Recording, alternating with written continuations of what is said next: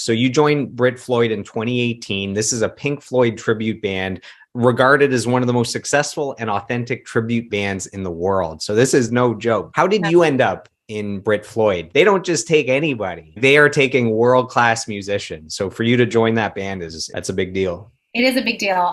Very, very proud to be a part of that production. So between 2011 and late 2017, I guess, I was working a lot in Quebec. I was in a few different cover bands. One of them was with a band called Les Vikings, and what they did was a lot of like classic covers. So we would tour all the Quebec summer festivals. We would do all the rock classics, Led Zeppelin, Iron Maiden, Aerosmith, Pink Floyd. So I was already doing some covers. And when the band leader from that band asked me like, hey, have you ever heard, The Great Gig in the Sky by Pink Floyd? I was always very familiar with Pink Floyd. Who isn't? It's like timeless, music. And I was like, yeah, of course I know that song. It's a huge, iconic song, but like I could never sing that. Are you crazy? But he was like, yeah. You have the range, you have the pipes. Just learn it and just have fun with it. So I learned that song, which is, anybody who's not familiar with that song, it's a huge moment in the Dark Side of the Moon album, and it's a wordless song, and it's about death. So it's a very, very powerful moment, and there are no words. It's just literally ad-libs and oohs and ahs, and it's very ethereal. And so I learned it, and ever since, I would say 2013, so it's been 10 years. Wow, I can't believe it. It's been 10 years that song is like, I've really, it's come into my life, and I see that song as like my Mount Everest as a singer, because it's a tall order. It's really, really, really hard to sing. And once you achieve it, you always want to get better. You always want to perfect it. So back to your question, I was part of that band in Quebec, and we did like a short US tour in the Midwest. And there was a fan video that ended up on YouTube of me performing The Great Gig in the Sky. I think it was in Boston. And fast forward to like a year later, I get a message from the musical director from Brit Floyd. His name is Damien. He's like, hi, I'm Damien from Brit Floyd. Of course, I knew who they were. I was like, we found a performance of yours on YouTube. We were very impressed. We're looking for a singer to join our tour, blah, blah, blah, blah, blah. Are you interested? No audition, nothing. Just like, we saw you, we're impressed. Are you available? So that was like, okay. So it started off as like a 1 month, I was filling in for their previous singer who was pregnant at the time, who wanted to stop touring with good reason. They liked me. I liked them. It was a great experience. And they asked me to come on board basically full time. It's a huge tour. It's like 8 months out of the year, 150 shows a year worldwide. It's basically like a full-time job almost. So the rest is history. I've been with the band since early 2018, and yeah, it's a fantastic gig. It's a lot of fun. I have a fan question sent in that ties in with what you just said. So Tyler Finney asks, does she do the vocal solo for Great Gig in the Sky? If she does, I'll marry her right now. So that's from Tyler. I told him that I have bad news for you, but I actually saw a video of you performing that song on YouTube. It has almost 500,000 views. That video has gone out there. Is that the hardest song to sing in the Pink Floyd discography? I mean, for a woman, yes, I would say. Pink Floyd is obviously like mostly male lead vocals, Roger Waters and David Gilmour. And, in the very early years, Syd Barrett, like people the debut album. Yeah, but mostly Waters and Gilmour. But Pink Floyd, even if you look at their concert videos online, like they had female vocalists with them all the time. And that song was interpreted by many, many, many singers. Many different ways, many different versions of that song has been done. A lot of bands have split the solo into 3 different singers who each do their own, because that song is divided into like 3 parts. In this show, only one singer does it. Even the singers before me, Brit Floyd always used just one vocalist, because that's how the original was. Claire Torrey, she got into the studio and she did her own version. She was just one woman singing her heart out. So yeah, for me, definitely the hardest song, but also the most rewarding. I like to tell people when I'm asked about it, it's quite an honor to be able to do that piece of music, because it's so iconic. It's a huge moment in the show. People there's a lot of pressure because people expect greatness when they hear that song. They don't want to hear like a half-assed version of it. They want to see somebody who's going to sing their heart out and pour all their emotion into that song. So it's a very tall order, but it's a privilege to have that role. It's great. So this year is the 50th anniversary of Pink Floyd's The Dark Side of the Moon, I would say one of their three most iconic albums. The upcoming tour, you guys are focusing on The Dark Side of the Moon, is that correct? Yeah, that this year is all about the dark side. So The dark side. That's funny.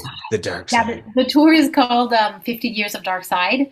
So we actually kicked off the tour in Hamilton, Ontario, which is where we had our rehearsals.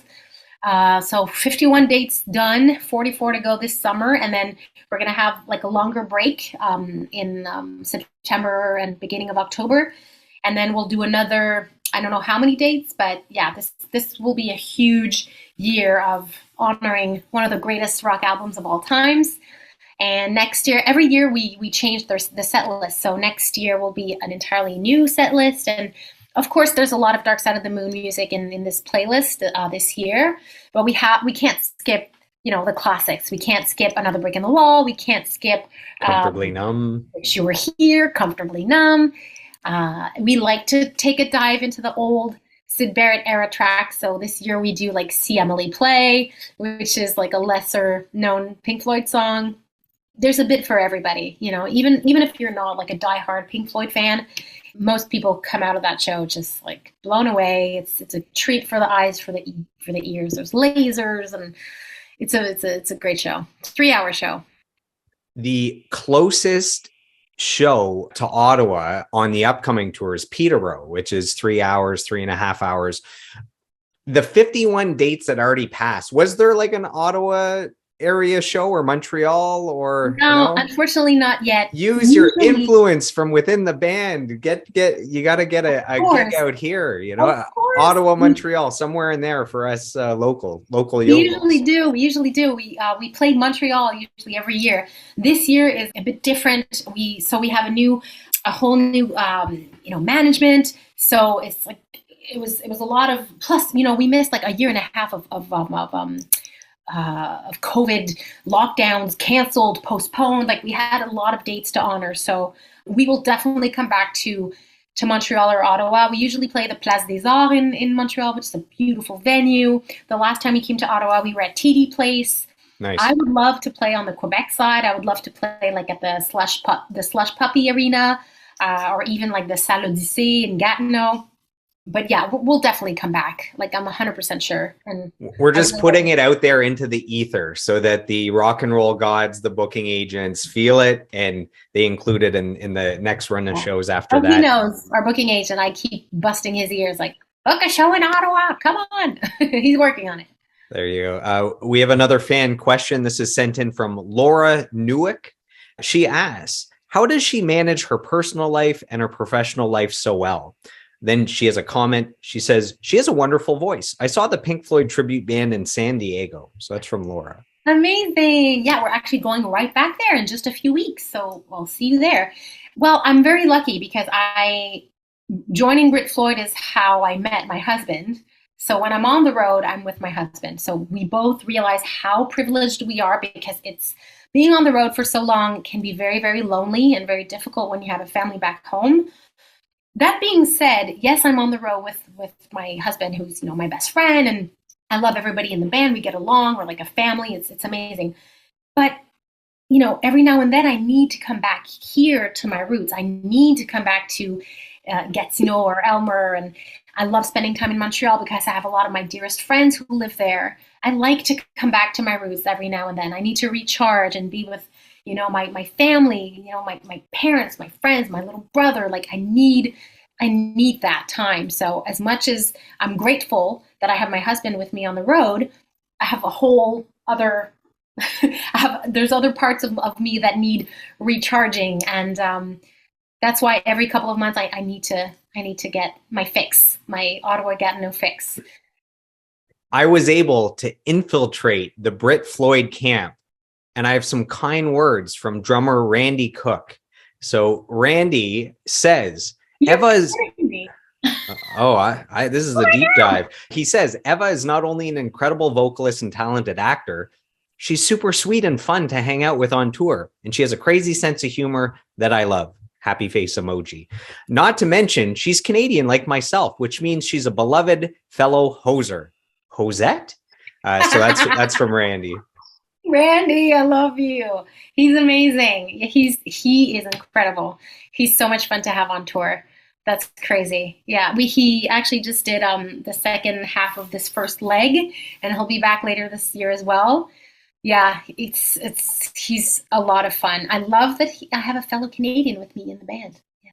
Someone that truly understands what it's like to be Canadian.